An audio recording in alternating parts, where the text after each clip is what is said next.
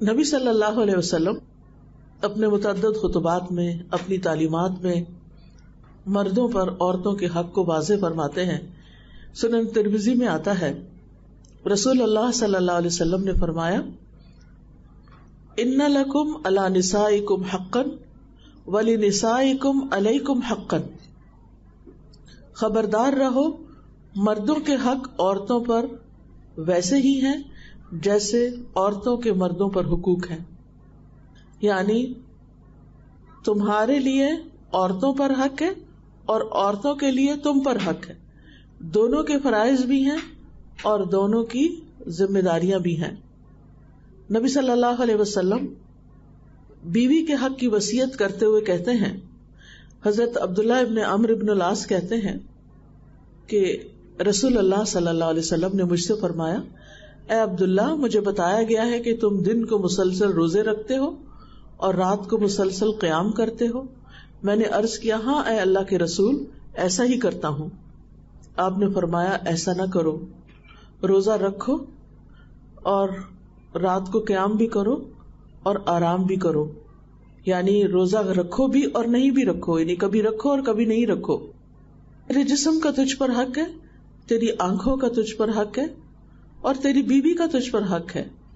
یعنی اپنی بیوی کو بھی ٹائم دو، صرف عبادت میں ہی مشغول نہ رہو. اگر دیکھا جائے تو عبادت ایک بہت اہم فریضہ ہے. اللہ تعالیٰ خوش ہوتے ہیں جو رات کو قیام کرتا ہے، جو انسان یا دن کو روزہ رکھتا ہے. لیکن یہاں پر اس میں بھی اعتدال قائم کرنے کو کہا گیا. فرض روزے تو اپنی جگہ ہیں ہی، لیکن نفلی روزے جو ہیں ان کے بارے میں خاص طور پر تاکید کی گئی ہے. پھر اسی طرح ہم دیکھتے ہیں کہ رسول اللہ صلی اللہ علیہ وسلم کا طرز عمل، حضرت عائشہ کہتی ہیں کہ میں نے کسی کو بھی اپنی عادات، چال چلن، بات چیت میں فاطمہ رضی اللہ عنہا سے بڑھ کر رسول اللہ صلی اللہ علیہ وسلم کے مشابہ نہیں پایا. یعنی سب سے زیادہ وہ نبی صلی اللہ علیہ وسلم کو ریزمبل کرتی تھی. جب وہ آپ کے پاس آتی تو آپ اٹھ کر ان کی طرف خود بڑھتے. یعنی ایک باپ اور بیٹی کا تعلق ہے، وہ اللہ کے رسول ہیں، اللہ کے حبیب ہیں، پوری دنیا سے زیادہ معزز اور محترم ہیں. لیکن ان کی بیٹی جب ان کے پاس آتی تو آپ ان کے لیے کھڑے ہو جاتے. آپ کھڑے ہو جاتے، ان کا ہاتھ پکڑتے، بوسہ دیتے، یعنی پیار کرتے اور اپنی جگہ پر بٹھاتے تھے. اور جب نبی صلی اللہ علیہ وسلم حضرت فاطمہ کے گھر جاتے تو وہ اٹھ کر آپ کی طرف آتی، استقبال کرتی، آپ کا ہاتھ پکڑتی اور بوسہ دیتی اور اپنی جگہ پر بٹھاتی، کیونکہ محبت دونوں طرف سے ہوتی ہے. تو یہ ایک باپ اور بیٹی کا مثالی تعلق ہے.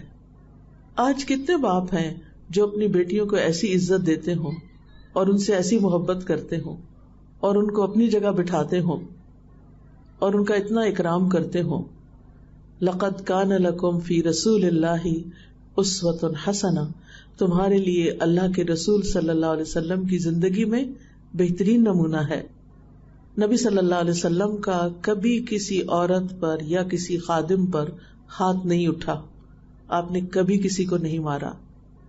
اور پھر آپ نے فرمایا کہ میں 2 ضعیفوں کا حق مارنا حرام کرتا ہوں، یتیم کا اور عورت کا، کیونکہ اس معاشرے میں عورت کمزور تھی.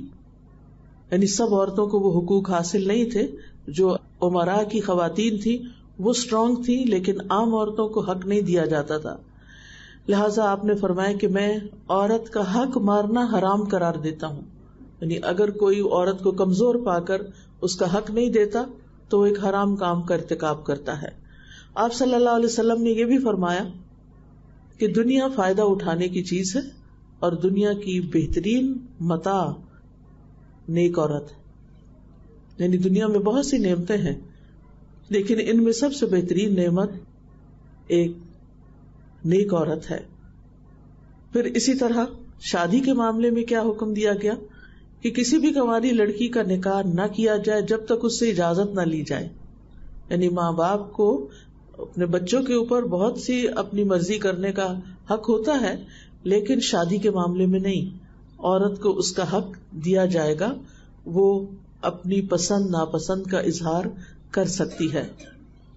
اسی طرح اگر عورت بیوہ ہو جائے تو اس کے لیے دوسروں کو، دوسرے خاندان کے لوگوں کو، دوسرے لوگوں کو دوڑ دھوپ کرنے کا حکم دیا گیا. رسول اللہ صلی اللہ علیہ وسلم نے فرمایا، صحیح بخاری کی روایت ہے، بیوہ اور مسکین کے لیے دوڑ دھوپ کرنے والا ایسا ہے جیسے اللہ کے راستے میں جہاد کرنے والا، جیسا وہ نمازی جو کبھی نماز سے تھکتا نہیں. یعنی اگر کوئی شخص کسی بیوہ کا خیال رکھتا ہے تو وہ ایسا ہے جیسے ہر وقت نماز پڑھ رہا ہو، اور وہ روزہ دار جو کبھی روزے سے ناغہ ہی نہیں کرتا.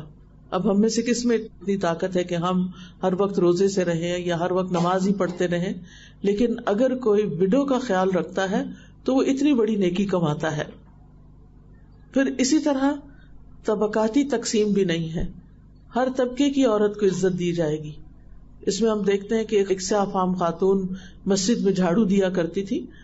رسول اللہ صلی اللہ علیہ وسلم نے ایک دن ان کو نہیں دیکھا کہ وہ مسجد میں نظر نہیں آ رہی. کچھ دن کے بعد پوچھا گیا تو عرض کیا گیا کہ اس کا انتقال ہو گیا تھا اور اس کو دفنا دیا گیا. تو آپ نے فرمایا، تم نے مجھے کیوں نہیں اطلاع دی؟ پھر آپ صلی اللہ علیہ وسلم اس کی قبر پر تشریف لے گئے اور نماز جنازہ پڑھی. یعنی ایک وہ عورت جو صرف جھاڑو دینے والی ہے، جس کا اپنا کوئی اسٹیٹس نہیں، کوئی گھر نہیں، کوئی کچھ اس کی جان پہچان نہیں، وہ خاموشی سے آتی ہے، وہ جیسے کلینر ہوتا ہے تو وہ کلینر ہے، لیکن اللہ کے رسول صلی اللہ علیہ وسلم نے اس کو اتنی عزت دی کہ وہ ہمارے ساتھ تھی، وہ روز یہاں صفائی کرتی تھی اور آج نہیں ہے.